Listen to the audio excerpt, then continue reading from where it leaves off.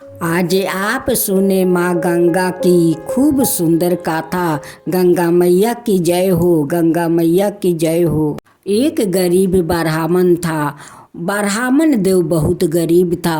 वो भिक्षा मांगकर अपना परिवार को पोषण पालन करता था। ब्राह्मण देव बहुत दूर दूर भिक्षा मांगने चले जाते कि दूर नहीं जाऊंगा तो मुझे ज़्यादा तो दक्षिणा नहीं मिलेगा, दूर दूर जाऊंगा तभी तो मुझे बहुत सारा दक्षिणा मिलेगा, तो हमारा परिवार को पोषण पालन अच्छा से हो जाएगा। ब्राह्मण देव अपना परिवार को कभी दुख तकलीफ नहीं देते, अपना परिवार को हमेशा खुशी खुशी रखते। एक दिन ब्राह्मण देव भिक्षा मांगकर घरे आते हैं और अपना ब्राह्मणी से कहते हैं कि सुनते हो जी, देखो काल सब लोग बैसाखी स्नान करने जाते हैं, हम लोग भी चलेंगे। ब्राह्मणी कहती है कि आपका खुशी के लिए मैं कहीं भी चलने के लिए तैयार हूँ, चलिए हम लोग भी बैसाखी स्नान करेंगे। ब्राह्मण देव अपना परिवार को लेकर बैसाखी स्नान करने चल देते हैं। रास्ते में माँ गंगा एक बुढ़िया का रूप धारण कर लेती है। उनकी सारा शरीर का चमड़ा झूला हुआ था और रास्ते में एक लाठी लेकर बैठ गई। जितने लोग जाते वो सभी से कहती कि बेटा मुझे थोड़ा पानी पिला दे, बेटी थोड़ा पानी पिला दे, लेकिन कोई उन्हें पानी नहीं पिलाया। ब्राह्मण देव अपना परिवार को लेकर उसी रास्ते से जा रहे थे। जब उस बूढ़ी माँ के पास पहुँचा, बूढ़ी माँ कहने लगी कि बेटा मुझे बहुत जोर का प्यास लगा है, देख मेरा गला सूखा गया है, कोई मुझे पानी नहीं देता है, बेटा तू पानी पिला देगा। ब्राह्मण देव कहने लगे कि माता मैं ज़रूर आपको पानी पिला दूंगा। आप इस धूप में क्यों बैठी हो माता? देखिए बैसाख का धूप चल रहा है, नीचे धूल गर्म हो गया है, आप उस कदम का गाछ के पास चलिए, वहीं पर आप बैठिए, मैं आपके लिए पानी लेकर आता हूँ। ब्राह्मण देव जाते हैं, एक चुकिया में पानी लेकर आते हैं और उस बूढ़ी माँ को पानी पिला देते हैं। बूढ़ी माँ पानी पी कर उनकी आत्मा को शांति मिल जाता है। बूढ़ी माई पानी पी कर उस ब्राह्मण को बहुत बहुत आशीर्वाद देने लगती है। कहती है कि बेटा जैसे तू मुझे पानी पिला कर मुझे जुड़वाया है, वैसे ही तेरा परिवार जुड़ाएगा, सुखी रहेगा, उसका कभी दुख तकलीफ नहीं होगा बेटा। ब्राह्मण देव कहते हैं कि माता मेरे पास तो खाने के लिए कुछ नहीं है, मैं तो भिक्षा मांग कर अपना परिवार को पोषण पालन करती हूँ। मैं गंगा स्नान करने जाती हूँ, जब बैसाखी स्नान करके वहाँ से लौटूंगी तो आप यही कदम के गाछ के पास बैठे रहिए, कहीं मत जाइए, जो मिलेगा मेला में वही आपके लिए मैं ले आऊँगा, आप यहाँ पर बैठकर खाइए माता, कहीं मत जाइए। कहती है कि ठीक है बेटा तू जा, मैं यहीं पर बैठी रहूँगी। वो तो कोई बूढ़ी माँ तो थी नहीं, वो तो साक्षात माँ गंगा थी। ब्राह्मण देव अपना परिवार को लेकर जाते हैं, बैसाखी गंगा स्नान करते हैं।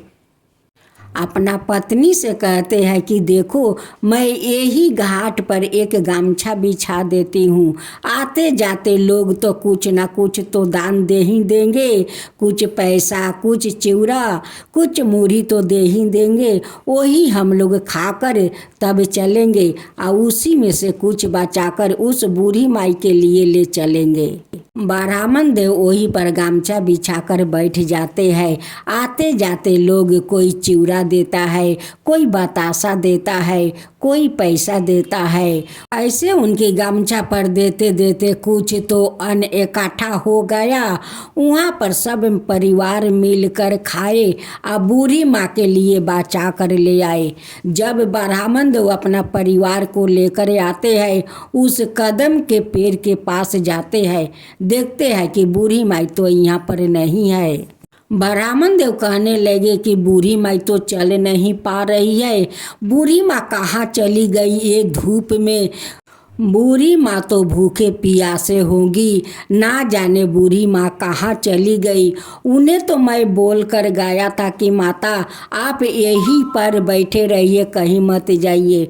फिर भी बूढ़ी माता कहाँ न कहाँ चली गई। जब ब्राह्मण देव अपना घर पहुँचते हैं, देखते हैं कि बूढ़ी माई तो उनकी दरवाजे पर बैठी हुई है।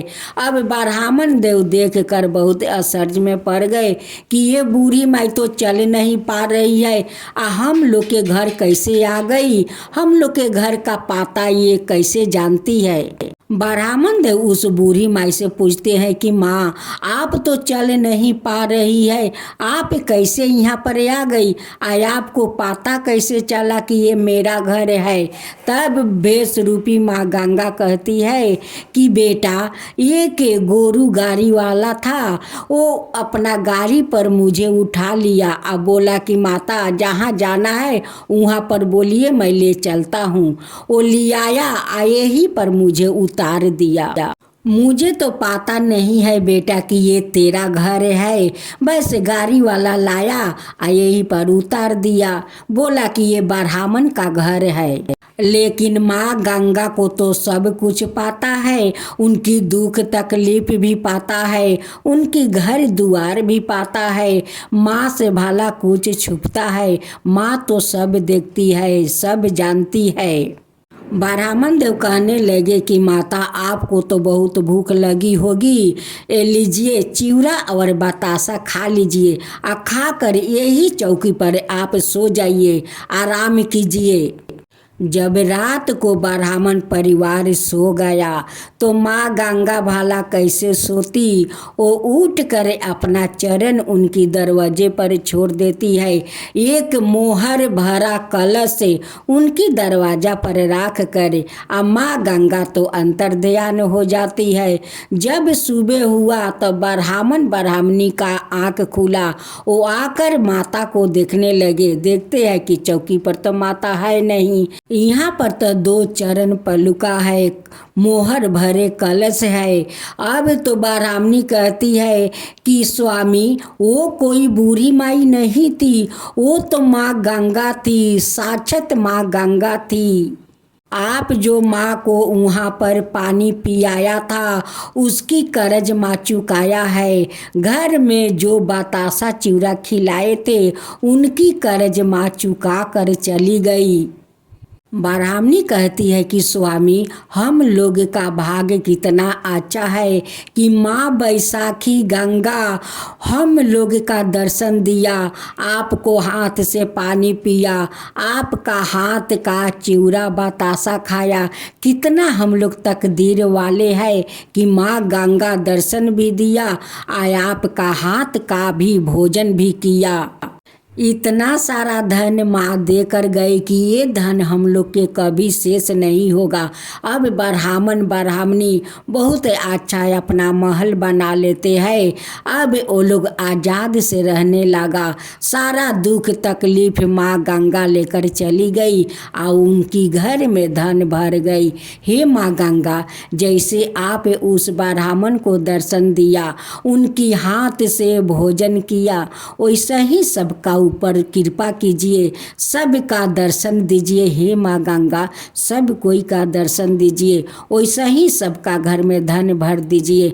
माँ गंगा की जय हो, माँ गंगा की जय हो।